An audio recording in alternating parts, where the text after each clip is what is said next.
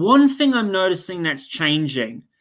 A lot of people say, "Oh, free healthcare, it's rubbish," but a lot of conservatives are changing their mind now. A lot of libertarians are changing their mind. They used to be quite skeptic, but when you look at countries like New Zealand, Cuba, Venezuela, like Sweden, Norway, Finland, Switzerland, Austria, Russia's healthcare system, China, Japan, a lot of people in the United States die of medical bills than other countries in the world. And United States, I think it look, I may get conservative friends watching this and think, oh, but no disrespect to you, don't worry. You can have your opinion. You absolutely can disagree with me, but I think it's time for America to have free healthcare. It is.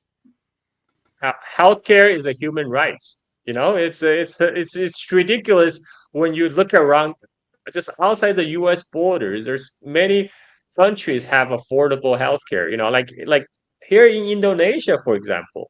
Mm. It's not costing me an arm and a leg to go see a doctor, right? I in the United States, I know people who will postpone to go to a doctor, if they have a small problem or something like that. No, no, I don't need to go to the doctor because it's expensive to go, honestly. But here, like people are more ready to use the hospital resources because it's not gonna bankrupt them and drain their wallet, right? So they actually go to hospital to treat health problems like hospital is designed to do. We're not even saying it doesn't even have to be a free healthcare, just at least for affordable healthcare. Like that's not the case in the United States. If you especially if you don't have a job, I mean, like if you have like employer provided health insurance, more power to you. But this is how they make you why you are not free in the United States. Like people talk about freedom all the time, but you're not free to criticize your employer, right? Everyone in United States is definitely afraid of losing their job because losing their job means they lose their health care. They're losing all that support, and that's fear, right? That's what keeping a lot of Americans in their place, and this is we should all live free from fear. That's what I say. So with that right now, Kyle, as we all know, there's another myth that everybody talks about, and it's the social credit system. Everybody says that in China, if you disagree with the government, you get blacklisted on, the roads, you'll get blacklisted on transport, you'll get blacklisted on this. Explain to me why the social credit lie is just complete bullshit, and what makes Okay. it like tell me the stories of people who've told you about that, Okay, like to so for debunk the narrative of everyone that. who, yeah, for everyone who wondering about the social credit system, you can go on Google, search for social credit system, and then myth. The first link that shows up, it will be a article from, I believe it's Foreign Policy. One second, let me pull it up. I'll do it in real time. Take your time, it's So all you good. go to, yeah, you go to Google, you type social credit, you type in myth, and my internet, of course, is not working. What's going Is it on? not working? No, no, no, no. My it's my phone. It's my phone. I have like multiple. I have too many devices. Sometimes it's not hooking up to the right internet. Because I have a modem on each floor. I think that phone is hooking up to the modem on my second floor. So it's just slow. Oh, okay, okay, okay, okay. It it did okay. It did pull up. So if you search social credit myth, which is what I did, the second link you get is an article from Foreign Policy, which is a U.S. magazine, not exactly known to be mouthpiece for the CPC. But the title of this article is called "China's Orwellian Social Credit Score Isn't Real," and this article was written in 2018, and so basically this was ideas. China does not have a national social credit system. There are some local government are experimenting something like that, but this is not. This is what capture attention in the Western media. They say, "Oh my, like this is so total dystopia, surveillance state." But I like to remind people we all have credit scores in United States. At least I do. And that in United States, credit score is also used sometimes to affect your employment opportunities. People, your employer check your credit score. Mhm. And but China actually doesn't have that. China does not have a national social credit system. It's just a myth. But how the a lot of the myth about China, how it works is they will come up with this very sensational claim, this Chinese social credit system. And then a few months later, they'll come up with a debunking article, right? Like this foreign policy debunking article. But nobody heard about the debunking article, right? Everybody, only thing they remember is the meme about social credit system. So the meme gets stuck, but that's how propaganda works. It's like the media, they're covering their tracks. They're like, we're being responsible. Look, we came up with a debunking article, but when nobody read your debunking article, you are just pushing the initial propaganda you are pushing out. But that's has been I have seen that over and over again. Another big myth is so-called the Chinese red chip, like the somehow the China manufacturer put a malicious chip on the motherboard that allow them to listen in all the everything on your computer and devices, etc. But this was denied. So specifically, they're talking about company that's affected is Amazon and Apple, and both Amazon and Apple came out and say that's a lie. That's there's no such thing. But this article was sourced like 17 anonymous sources. All of them all ultimately traced to U.S. government and some three-letter agencies. And yet this red chip article came out. After a while, people lost interest, whatever. But the meme that China somehow hijacked American software through their control of the supply chain. That meme got stuck, and this is kind of like propaganda pile on top of propaganda that I have witnessed and experienced the last few years. I mean, it's a little bit disheartening, but sometimes I just find it laughable. People always wonder, why do I laugh when I talk about these American propaganda? Because what can you do? It's just getting so ridiculous. That's the only thing you deal with it. You think of it as a comedy, as a satire, as onion, right? It is absolutely insane, like to see that. Um, Speaking of that, when it comes to China, like, of course, right now there is talk of de-dollarization and the Belt and Road Initiative. When you look at that going forward, like with the Belt and Road Initiative, and like how the Western media says that, oh, China's doing this debt trap to African countries, but yet when you look at all the things, how China has taken over Rwanda, like not taken over Rwanda, helped Ethiopia, and turned a lot of these African nations like when you look at the future, when the United States dollar, let's say, collapses, right? Sorry, when it loses its value as the main dollar, how do you see the world going forward? Do you think in the next 30 years it's going to be a multipolar world, or do you think Russia, China, and India are going to be the world superpowers? And if they are, do you think it's going to be a better world? And what is the difference? What is the difference between China and Russia's treatment of the Middle Eastern countries and African countries than the United States government? Right. This is a very good question. So first of all, isn't it funny that all these claim about Belt and Road Initiative is bad and is debt trap?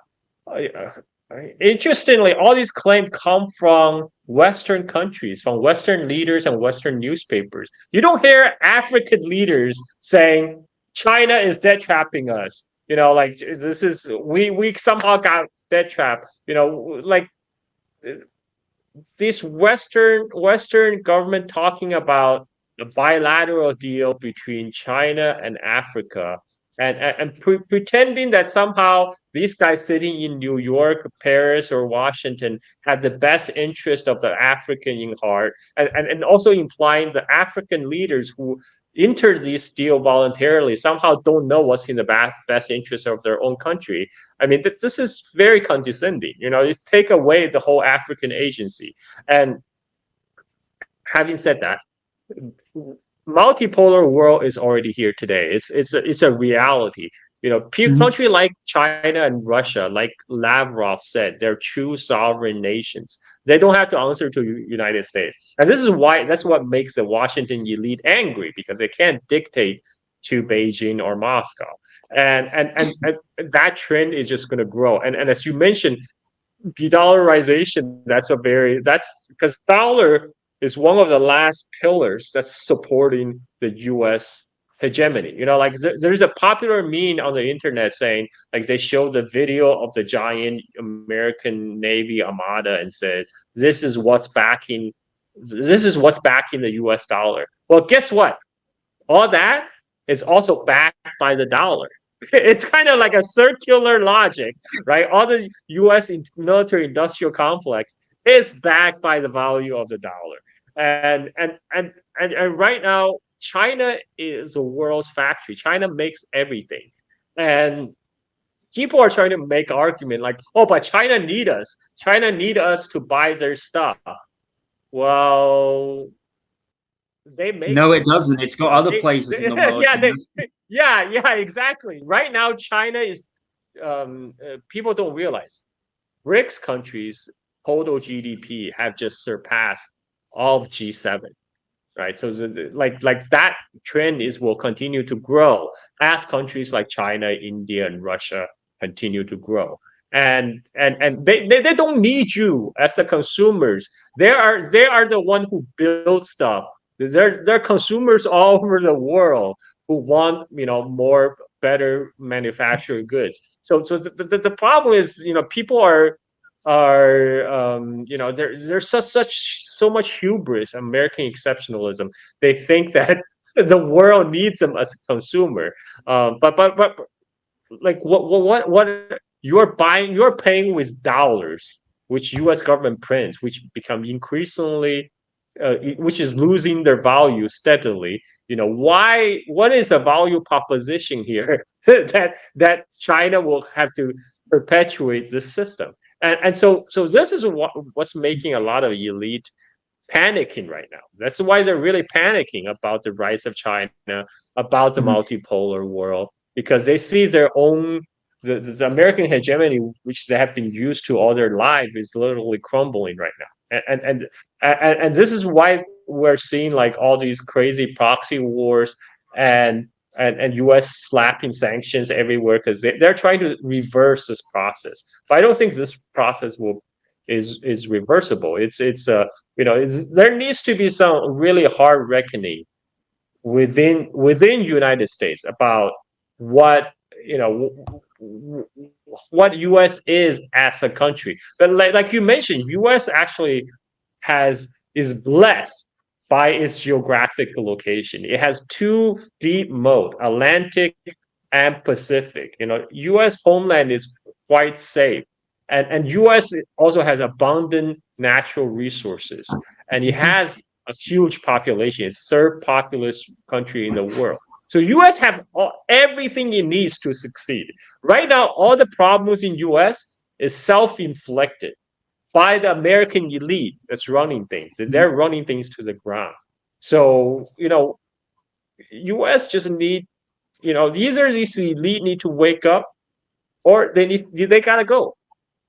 They gotta go. I mean, how do you see United States going? Because a lot of people have this feeling that in a few more years, when the dollar collapses, inflation is gonna like hit Weimar levels of inflation in the United States. A lot of people say that the United States is going to be like the Roman Empire 2.0. Civil unrest is going to happen, and potentially United States is going to become a third world dump, and Texas and Florida will secede from the Union. How do you see it going? What do you think of the future? Do you think the United States will get out and it will kick out the Federal Reserve, or do you think the future's bleak for it? I'm not predicting imminent collapse of United States. I mean, like there's a old Chinese saying "百足之虫，死而不僵." Like a centipede with 100 tiny legs. Even if they die, they don't go stiff right away. So U.S. I don't think the dollar hegemony will collapse in next few years because right now, so what's a replacement? It's going to be a while for alternative to be built. And I think the one of the possible candidate is a BRICS currency, but the BRICS currency hasn't happened yet. And I think even in the initial stage, the BRICS currency might not replace U.S. current dollars immediately as the world's global reserve currency. It will probably more replacing it as a trade currency, which is a different function. And Mhm. so I think U.S.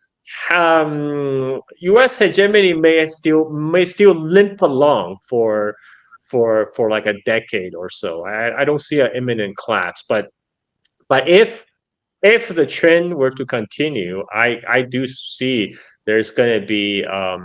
So I recently interviewed a American social scientist, Peter Turchin, who actually Mhm. applies scientific method to study the rise and fall of societies. And according to his prediction model, United States in the 2020s, which the decade we're in right now, is entering into what he calls a revolutionary phase, which has a lot of potential for revolutionary change. It's whether the change will occur as part of the ruling elite recognize the need for change and make their concessions to the average people, or you could be violent change. But right now, I don't see the elite waking up. Right now, I just don't see everybody in America realize the elite is a problem. The elite is not there for them. But the elite themselves still kind of like living the kind of the pre-French Revolution kind of Mary Antoinette let them eat cake type of type of atmosphere. So I think yeah, we have to brace for some turbulence ahead in this decade, I think.